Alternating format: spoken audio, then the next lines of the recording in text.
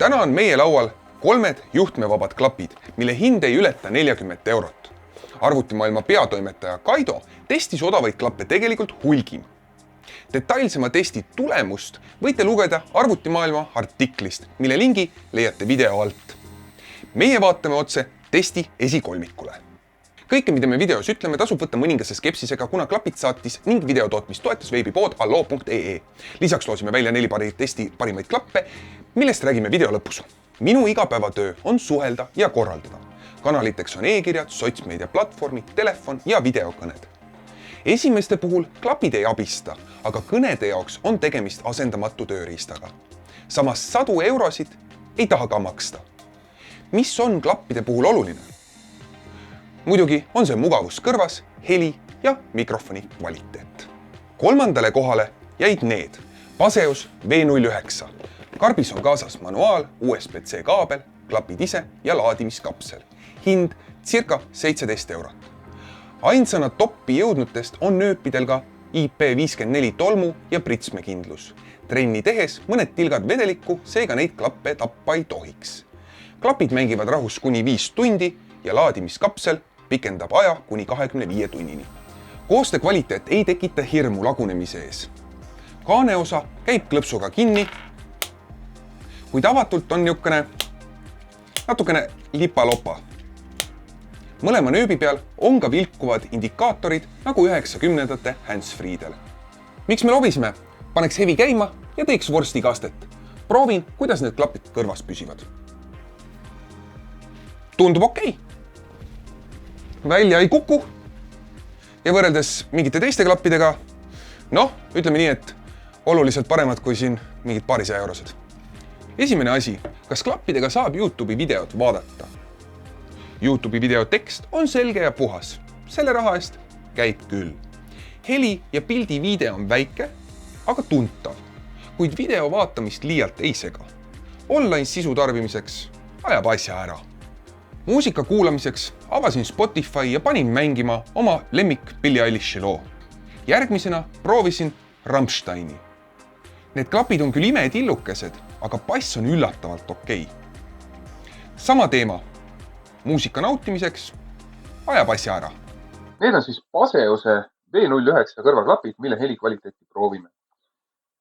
Ehk siis, heli on neil okei. Kuidas sulle tundub, kas mikrofon on selline, millega sooviksid helistada näiteks oma kliendile? Podcastide ja raamatute jaoks sobivad nad hästi, eeldusel, et just sellise disainiga klappe otsid. Kui on palju jutustamist või muusika kuulamist, vaata näiteks järgmiseid 2 klappe. Teisele kohale jäid need. Tudo U13 klapid. Meenutavad märkimisväärselt ühe teise oluliselt kallima tootja klappe. Ühenduvad telefoniga väga lihtsalt, hoiad karbil nuppu all, tuled hakkavad vilkuma ja telefon leiab ülesse ühe teise tootja oluliselt kallimad klapid. Karbis on kaasas manuaal, lightning kaabel, klapid ise ja laadimiskapsel. Hind circa 38 eurot. Klapid mängivad rahus 3 tundi, arvestades, et laadimiskapsel on vaid 180 mAh võrreldes eelmiste 450-ga, pakun aku elujaaks 10-15 tundi.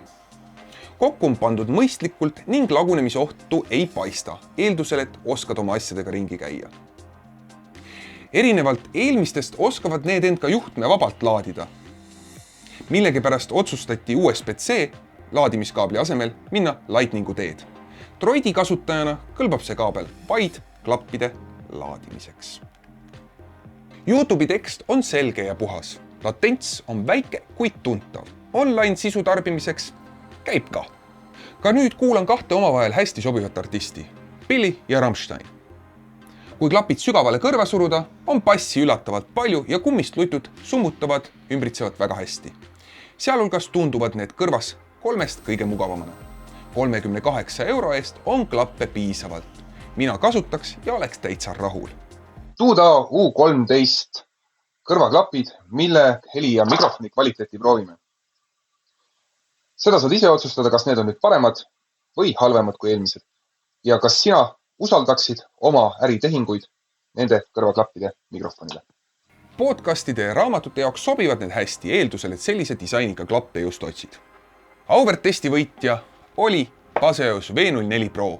Meenutavad samuti ühe teise tootja klappe, mis oluliselt kallimad. Karbis on kaasas manual, USB toitekaabel ja klapid ise. Hind on neilgi circa 39 eurot, mänguaega kuni 5 tundi ja kapsel pikendab seda veel umbes 4 korda. Ka siin on tunda päris head toote kvaliteeti ning igapäevases kasutuses probleeme ei tohiks tekkida. Kaas natukene ligadi-logadi, nagu esimestelgi sama firma klappidel. YouTube'i videotekst on selge ja puhas. Midagi konkreetselt ei sega. Latents on väike ja tuntav, aga online sisu tarbimiseks ma arvan, et need klapid sobivad küll. Nüüd kuulame samuti Spotify'st minu jaoks 2 kõige paremini sobivat artisti, Billit ja Rammsteini. Bassi ja kõrgeid on eelnevast 2 oluliselt rohkem. Muusika kuulamiseks sellest pundist parimad. Tõenäoliselt 200 eurostele klappidele jäävad alla, kuid arvatavasti kaotan ma ühe neist ära enne, kui oleme filmimise lõpetanud. Paseus V04 Pro kõrvaklapid, mis on meie testi võitjad. Kuidas sulle tundub, kas nende heli kvaliteet sinule salvestatud läbi nende mikrofonide tundub parem või halvem? Ehk siis järjekordselt küsimus, kas sa usaldaksid oma elu, oma sissetuleku nende klappide helile, kui räägid partneriga?